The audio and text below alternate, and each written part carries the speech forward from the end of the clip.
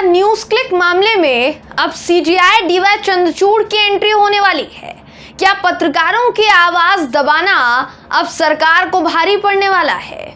दोस्तों, देश की सरकार को क्या सिर्फ वो पत्रकार चाहिए जो मोदी जी के नाम का जाप करें? क्या प्रधानमंत्री मोदी की वाहवाही करने वालों को ही पत्रकार कहा जाएगा? क्या पीएम मोदी को इंडिया के पापा बताने वाले एंकरनियों को ही पत्रकार कहा जाएगा क्या? अब वही पत्रकार कहने के लिए बचे हैं क्या? शायद इसलिए सवाल पूछने वाले पत्रकारों की आवाज दबाने की मुहिम शुरू हो गई है।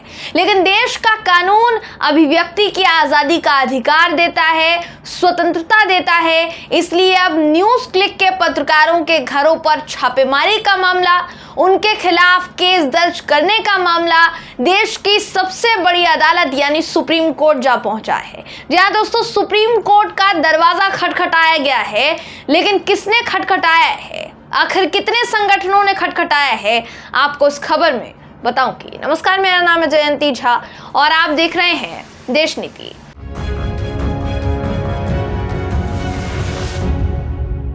देश नीति, केवल सच्ची और पक्की खबरें। 16 पत्रकार संगठन, जी हाँ, 16 पत्रकार संगठनों ने देश के मुख्य न्यायाधीश सीजीआई डीवाई चंद्रचूड़ तक अपनी बात पहुंचाई है।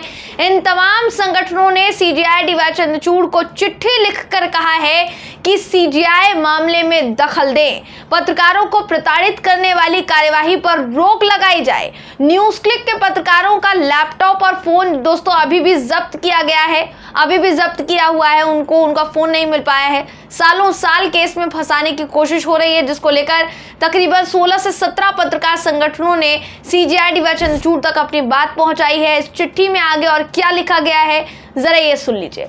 इन संगठनों ने कहा है कि वो ये मानते हैं कि वो सब देश के कानून से ऊपर नहीं है। किसी मामले में उनके लिए भी वही नियम प्रक्रियाएं लागू होंगी जो किसी भी अन्य नागरिकों पर लागू होती है।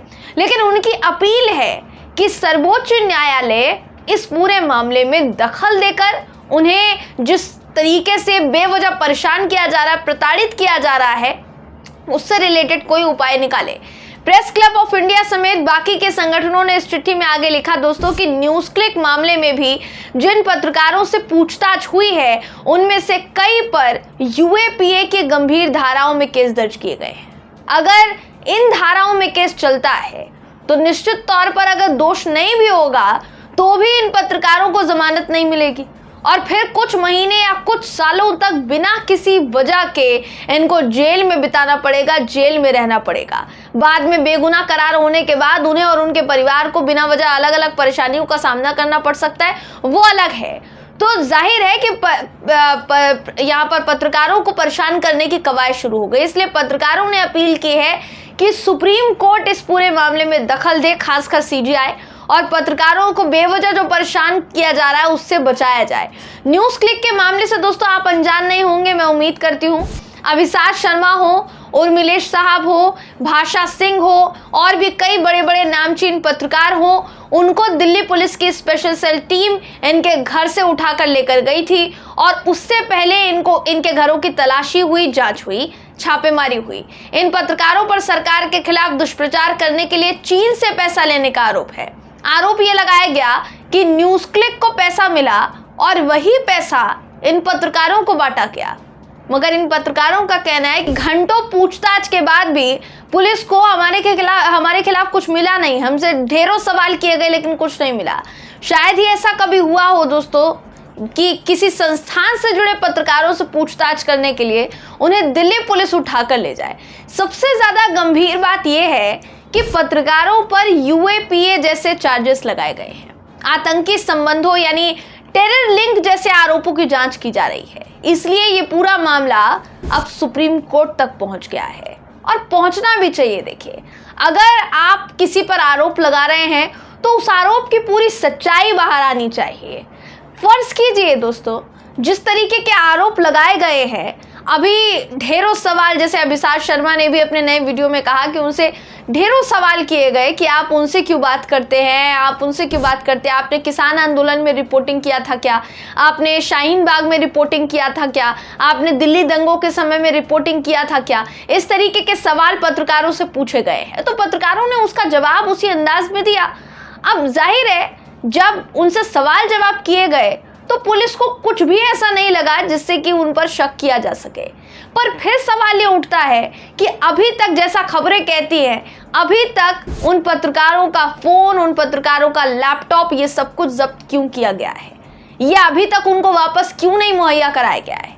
ये अभी तक उन्हें वापस क्यों नहीं दिया गया है? ये बड़ा सवाल है। क्या ये उनकी प्राइवेसी के साथ खिलवाड़ नहीं है? ये एक बड़ा सवाल है दोस्तों।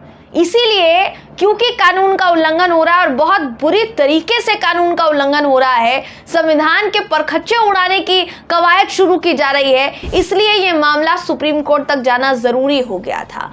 बहुत जरूरी होगा ये देखना कि इस पूरे मामले में देश के मुख्य न्यायाधीश CJI DY चंद्रचूड़ क्या प्रतिक्रिया देते हैं, उन तक चिट्ठी पहुंचती है या फिर नहीं पहुंचती है, और अगर पहुंचेगी तो जो कहा गया है, जिस बात की मांग की गई है तमाम पत्रकार संगठनों की तरफ से, उस मांग पर CJI साहब गौर फरमाते हैं या फिर नहीं, दोस्तों ये देखने वाली बात होगी। फिलहाल इस खबर में बस इतना ही। आप इस पूरी खबर को लेकर क्या सोचते हैं? क्या वाकई CJI DY चंद्रचूड़ इस पूरे मामले को लेकर सरकार को फटकार लगाएंगे? ये बड़ा सवाल है। आप क्या सोचते हैं? आपकी क्या राय है?